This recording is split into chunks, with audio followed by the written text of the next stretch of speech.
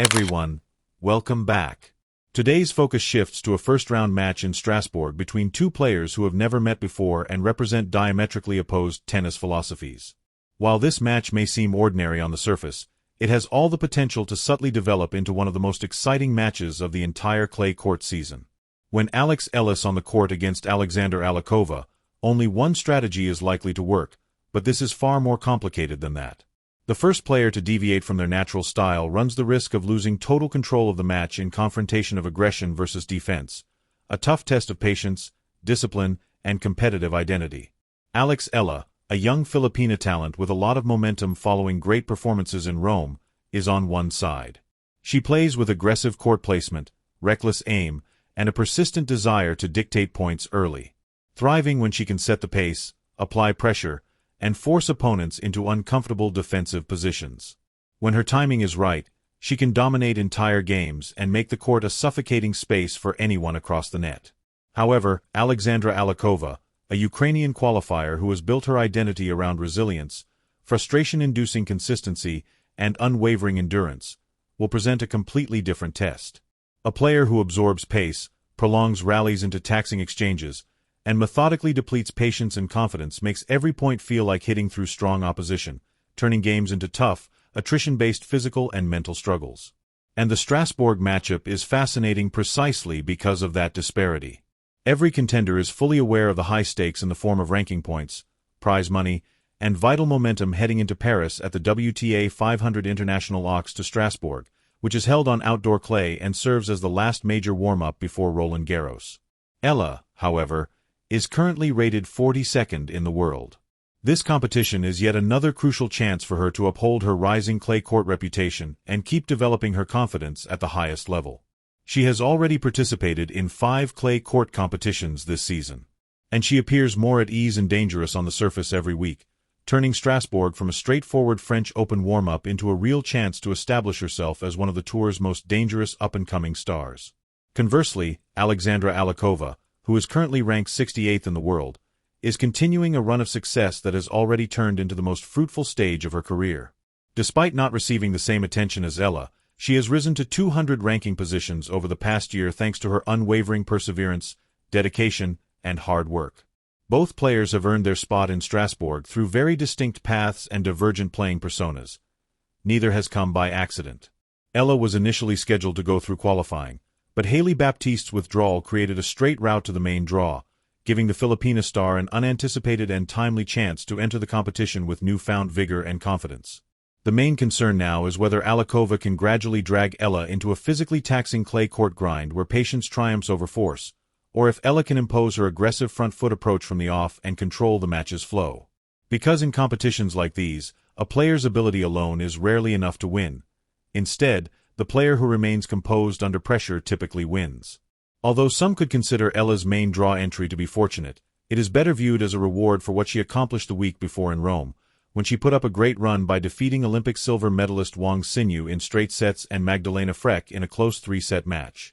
Then pushing Elena Rybakina, ranked 2nd in the globe, far harder than the final score of 6-4, 6-3 indicated with moments of courageous shot-making that continue to garner notice throughout the tour. She now has a 4-3 record on clay this season thanks to her effort. More significantly, it demonstrated consistent growth from a player who has publicly admitted that clay is still a surface she is still getting used to at the highest level.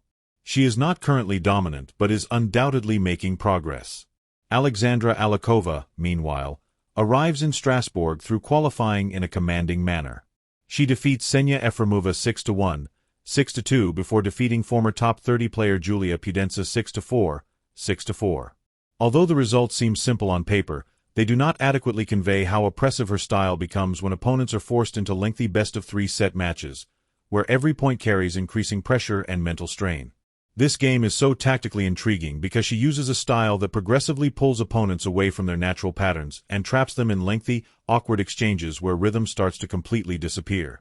Eala is fundamentally a pure shot maker, and her instincts are always pushing her to seize control of the court as she seeks to change direction, create situations when she controls every crucial choice, open angles, step inside the baseline, and more.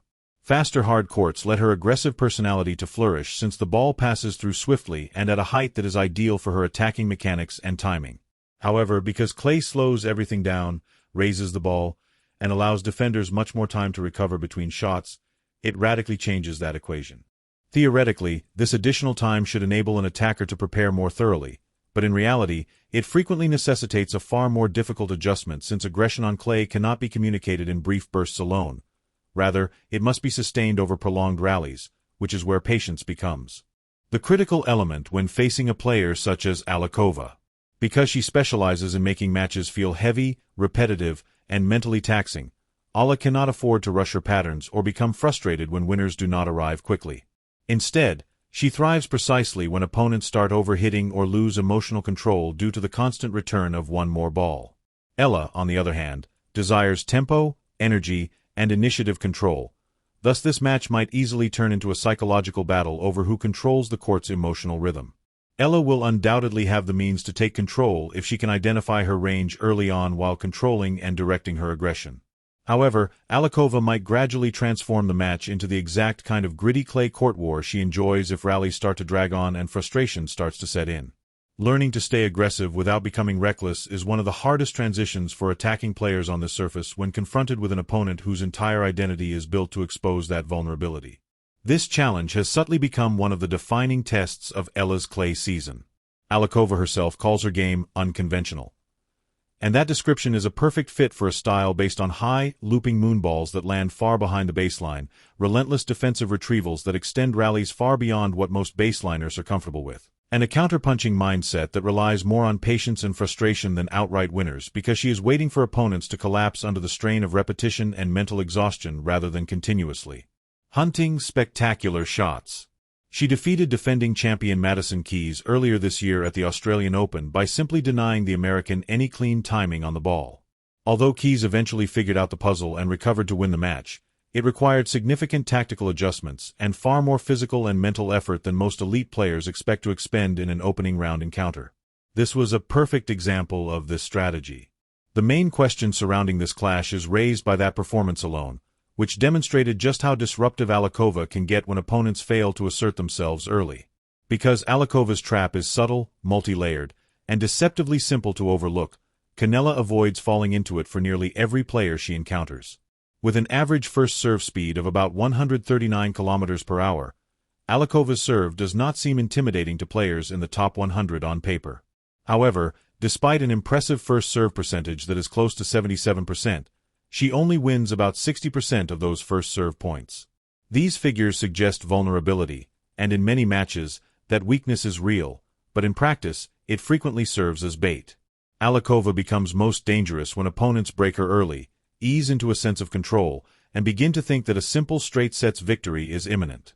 This is because Oleynikova never loses her cool, never panics, and instead leans deeper into extended rallies, stretching points beyond expectations until the match gradually changes shape. Players who anticipated fast holds are suddenly compelled to engage in 15, 16, or even 17 shot exchanges in order to complete a single point, with balls arriving at awkward heights, rhythm disintegrating, timing becoming erratic, and irritation subtly growing in the background. At that point, games against Oleynikova frequently completely change. Opponents who had previously felt at ease on serve start to tighten under pressure because holding becomes much more physically and mentally taxing than expected. Every game feels heavier, every rally feels longer than it should, and once doubt begins to creep in, she becomes very difficult to remove from control of the pattern. Eala may find that handling that emotional strain is just as crucial as the actual tactical conflict. Because she has the means to overcome Oleynikov's defensive framework if she maintains her composure, believes in her offensive instincts, and resists the need to overhit out of anger. However, if impatience takes over, the game may swiftly turn into the kind of grueling clay court conflict that gradually benefits the Ukrainian. During Oleynikov's tenure in Rome, this tendency was already apparent, where she easily defeated Petra Martic 6-1, 6-3 before totally upsetting 18th seed Klara Tauzen's rhythm and taking a commanding 6-1, 3-1 lead before Tauzen had to retire due to a back ailment. Oleynikova had already assumed complete tactical and mental control prior to the retirement, and Tauzen appeared uneasy.